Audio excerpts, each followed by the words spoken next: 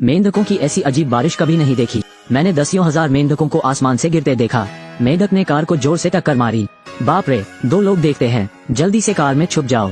बस कुछ सेकंड, अनगिनत मेंढक आसमान से 10,000 मीटर की ऊंचाई पर आते हैं। आज क्या हुआ? दोनों कार में छिप गए और घबरा गए। पलक झपकते ही 5 मीटर चौड़ी सड़क मेंढकों की मोटी परत से ढका हुआ। आदमी अनुमान लगा रहा है, ऐसा व्यक्ति जो ऐसा कर सकता है केवल बवंडर। लेकिन आदमी की आवाज अभी गिर गई। मैंने अंधेरी चीजों की एक बड़ी लहर देखी। समुद्र के ऊपर उड़ो। दोनों भ्रमित हैं। वे किसी उद्देश्य से विला के लिए उड़ान भरने लगते हैं। तभी तेज आवाज हुई। जब दोनों मौके पर पहुंचे, मृत टिड्डियों ने कार की बॉडी को ढक लिया है। आदमी ने पाया कि अपराधी कार छोड़कर भाग गया था, लेकिन राहगीर बेहाल है। जल्द ही अन्य एफबीएल घटनास्थल पर हैं। घायलों को परिजन ले गए। सभी प्रकार की अजीब घटनाएं। ऐसा लगता है कि छोटे शहर की शुरुआत हो रही है। इससे भी बड़ी आपदाएं होंगी। तब दोनों ने सवाल किया कि अपराधी भाग क्यों गया।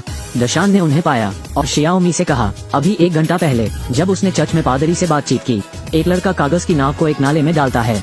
कागज की नाव धारा के साथ सीवा में चली गई। लड़का पहुंचने की कोशिश कर रहा है। परिणाम अगले सेकंड। बचाओ बचाओ, आवाज सुनते ही दशान तेजी से आगे बढ़ा। बाप रे, मेरे सामने का दृश्य। एक पल के लिए दोनों को स्तब्ध रहने दें।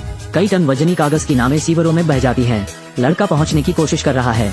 परिणाम अगले सेकंड। बचाओ बचाओ, दशान ने जल्दी से अपने हाथ से उसकी मदद की। बाप रे, लड़के का हाथ खून से लाल है। दशान ने सिर घुमाकर देखा। वो स्पष्ट धारा खून से लाल हो गया। स्प्रिंकलर से झरने का पानी भी वही है। पन्ना हरी घास अचानक खून से लाल हो गई। दाशान बस पुलिस को बुलाना चाहते थे। पुजारी ने उससे कहा, ये कुछ ऐसा नहीं है जिसे एफबीएल हल कर सकता है। दशान ने इसके बारे में शाओमी को बताया। दोनों भ्रमित हैं। आप केवल पुजारी का उत्तर जानने के लिए चर्च जा सकते हैं।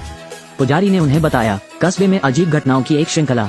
ये पुस्तक में दर्ज 10 आपदाएं हैं। शहर में अब 3 घटनाएं हो चुकी हैं। इसके बाद 7 और आपदाएं आएंगी, जैसा कि पुजारी को उम्मीद थी। चौथी आपदा प्रकट हुई। मैंने सड़क के किनारे हिंसक रूप से हिलते हुए फायर हाइड्रेंट को देखा। पूफ, हजारों की संख्या में मक्खियां निकलती हैं।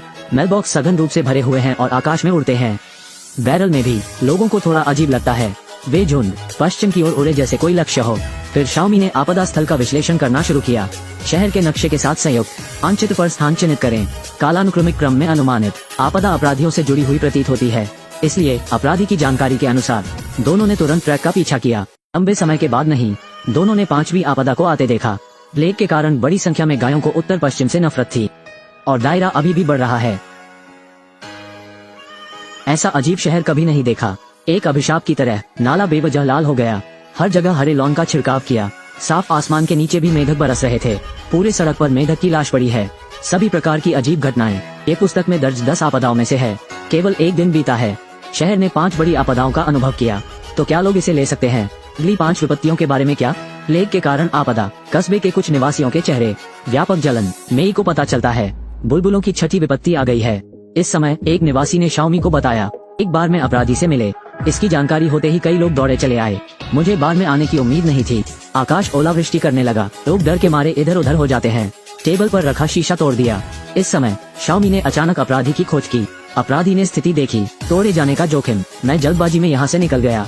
आपदा के बाद उन्होंने पकड़ने के लिए जल्दबाजी की। अचानक रात गिर जाती है। पलक झपकते ही शहर अंधेरे में डूबा हुआ है। सौभाग्य से उन्हें अपराधी मिल गया। उन्होंने अपराधी को भावनात्मक रूप से तनावग्रस्त पाया, क्योंकि इसके बाद जो आता है वो पहली जनित विपत्ति है। जब तक परिवार का सबसे बड़ा बेटा मरेगा और उनकी गोद में जो बच्चा है वो उनका सबसे बड़ा बेटा है, तो बच्चे के जीवन के लिए अपराधी खुद को मारने की तैयारी करता है, क्योंकि रात के बाद विपत्ति आती है। तब तक अंधेरा छट चुका होता है। जेठा की आपदा। जब तक ज्येष्ठ पुत्र है, दर्द के मारे जमीन पर गिर पड़ा। एक समाधान खोजने के लिए शियाओमी ने अपराधी से पूछा, वापस सचो, आज क्या क्या किया? अपराधी ने कहा कि उसने एगुओतो की कुछ बोतलें पी ली।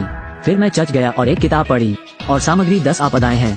इसकी खासियत यह है कि पढ़ने से सच हो जाता है, इसलिए शियाओमी ने जल्दी से एक किताब निकाली। अपराधी को इसे जोर से पढ़ने दें। मेरे पीछे आओ। फॉलो करने के लिए जल्दी करें, फॉलो करें। निश्चित रूप से जैसा कि शाओमी ने अनुमान लगाया था, अपराधी की आवाज बस गिर गई। जो धीरे धीरे गिरे वे सामान्य हो गए। आपदा अंत में बंद कर दिया।